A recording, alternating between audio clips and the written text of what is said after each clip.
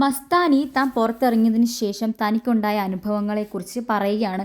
ഇത്രയും മസ്താനി ഭയങ്കര വിസിബിളായിട്ട് ആരോടും പറഞ്ഞ് കേട്ടില്ല. ബിക്കോസ് അതിനെക്കാട്ടി വലിയ വലിയ കാര്യങ്ങളല്ലേ ഇവിടെ നടക്കുന്നത്. അപ്പോൾ മസ്താനിയുടെ കഥയൊക്കെ എങ്ങനെ കാണാൻ സാധിക്കും?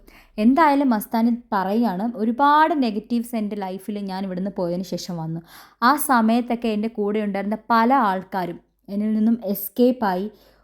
നമുക്കൊരു സിറ്റുവേഷൻ അല്ലെങ്കിൽ നമുക്കൊരു ബുദ്ധിമുട്ട് വരുമ്പോഴാണ് നമ്മുടെ കൂടെ ആര് നിൽക്കും ആര് പോകും എന്ന് മനസ്സിലാവുന്നത്.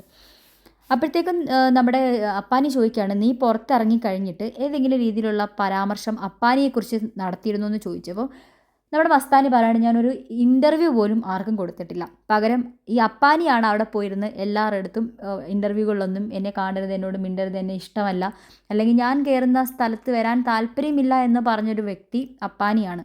അപ്പോൾ അക്ബർ പറയാണ്, സ്വാഭാവികമായിട്ട് അത് വിഷമം വരുമല്ലോ, കാരണം അവൻ ഇറങ്ങിപ്പോയപ്പോൾ നീ അങ്ങനെയല്ലേ ചെയ്ത് കൂട്ടിയത്. അപ്പം ആൾക്കാർ അതൊക്കെ ശ്രദ്ധിക്കുന്നുണ്ടാവില്ലേ. ലാലേട്ടൻ വരെ ചോദിച്ചില്ലേ എന്താണ് അങ്ങനെ ഒരു ആക്ട് നിൻ്റെ അടുത്തുനിന്ന് വന്നതെന്നുള്ളത്. അപ്പം ഒബ്വിയസ്ലി അത് ജനങ്ങളിലേക്ക് നെഗറ്റീവ് ആവാനുള്ള സാധ്യതയുണ്ട്. അപ്പം മസ്താനി പറയാണ്, ഇവിടെ നിന്ന് പോയി കഴിഞ്ഞിട്ട് കൊച്ചി എയർപോർട്ടിൽ 2 മണിക്കൂർ വെയിറ്റ് ചെയ്തിരുന്നു. പുറത്തിറങ്ങാൻ നാണക്കേടായിട്ട് ആൾക്കാർ അത് എങ്ങനെ എടുക്കും എന്നറിഞ്ഞിട്ട് വിഷമം സഹിക്കാൻ വയ്യാതെ 2 മണിക്കൂർ ഇരുന്നു. പിന്നെ അനിയത്തിയും ഉമ്മയും മാത്രമേ ഉണ്ടായിരുന്നുള്ളൂ. അവരെങ്ങനെ വന്ന് വിളിക്കാൻ? അവർ 2 സ്ത്രീകളല്ലേ, ഈ ഒരു കൂട്ടത്തിൻ്റെ ഇടയ്ക്ക് അവരെങ്ങനെ വരാനാ? അവസാനം മാസ്ക് ഇട്ട് പുറത്തിറങ്ങേണ്ട ഒരു സിറ്റുവേഷൻ എനിക്ക് വന്നു എന്നുള്ള രീതിയിലാണ് മസ്താനി പറയുന്നത്. പിന്നെ എനിക്ക് വേണമെങ്കിൽ ഇൻ്റർവ്യൂ കൊടുക്കാനുള്ള സാഹചര്യങ്ങളുണ്ടായിരുന്നു. ലക്ഷങ്ങൾ വരെയുള്ള ഇൻ്റർവ്യൂവിന് വരെ അപ്രോച്ച് ചെയ്തു, എക്സ്ക്ലൂസീവായിട്ട് ഞാനൊരു ഇൻ്റർവ്യൂ കൊടുക്കാൻ വേണ്ടിയിട്ട്.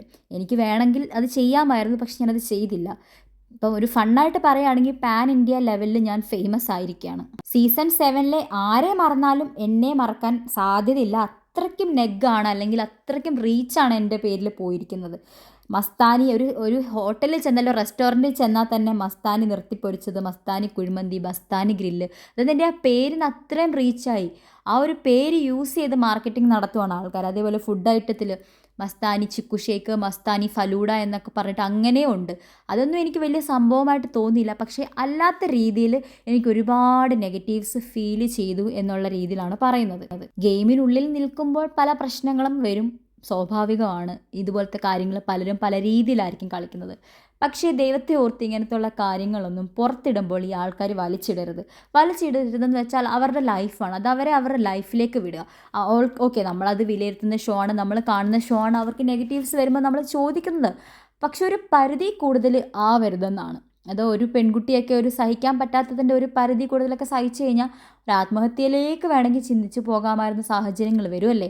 അപ്പം അവരതിൽ നിന്നൊക്കെ പിടിച്ചു നിന്നിട്ട് ഇവിടെ പിന്നെയും ഈ പ്ലാറ്റ്ഫോമിൽ വന്നിട്ടുണ്ടെങ്കിൽ പുള്ളിക്കാരത്തി അത്യാവശ്യം നല്ല സ്ട്രോങ് അല്ലേ അവരല്ലേ അവരുടെ ജീവിതം ആ ഒരു രീതിയിൽ അവർ കൊണ്ടുവന്നുകൊണ്ടല്ലേ. അപ്പം മാക്സിമം ഇങ്ങനത്തെ കാര്യങ്ങൾ ഒഴിവാക്കുക. അതേപോലെ ഇവിടെ വന്ന് ആൾക്കാരെ ഫേസ് ചെയ്തു പലരുടെയും നോട്ടങ്ങളും പലരുടെയും കളിയാക്കലുകളും ഒക്കെ സഹിച്ച് ഇവിടെ പോകാൻ ശരിക്കും പുള്ളിക്കാരത്തി ചെയ്തതിൻ്റെയാണ് പ്രതിഫലനമാണ് എങ്കിൽ പോലും അതൊക്കെ ചെയ്തില്ലേ. അപ്പം ഇങ്ങനത്തെ കാര്യങ്ങൾ പുറത്തിറങ്ങുമ്പോൾ ആരെയും ബാധിക്കാത്ത രീതിയിൽ കൊണ്ടുപോവുകയാണെങ്കിൽ നല്ലതായിരിക്കും.